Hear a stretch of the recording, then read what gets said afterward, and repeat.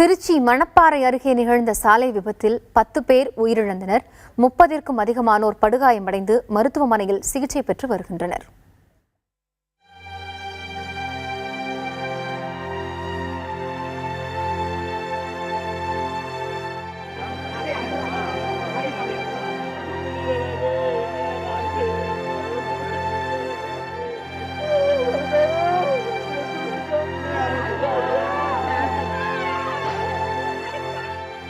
சாலை விபத்தில் அன்பிற்குரிய சொந்தங்களை இழந்தவர்களின் கதறல் மருத்துவமனை முழுவதும் ஒலித்துக் கொண்டிருக்கிறது.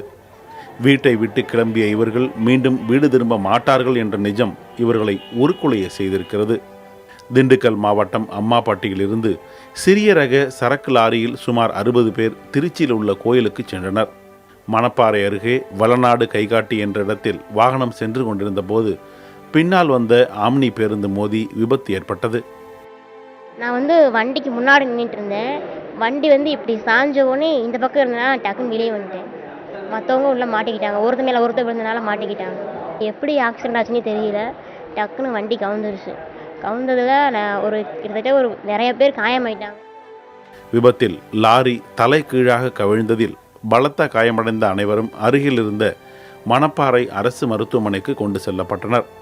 இவர்களில் 8 பேர் உயிரிழந்ததாக மருத்துவர்கள் அறிவித்தனர். மற்றவர்களுக்கு சிகிச்சை அளிக்கப்பட்டு வருகிறது. மிகவும் மோசமான நிலையில் திருச்சி அரசு மருத்துவமனைக்கு கொண்டு செல்லப்பட்டவர்களில் 2 பேர் சிகிச்சை பலனின்றி உயிரிழந்தனர்.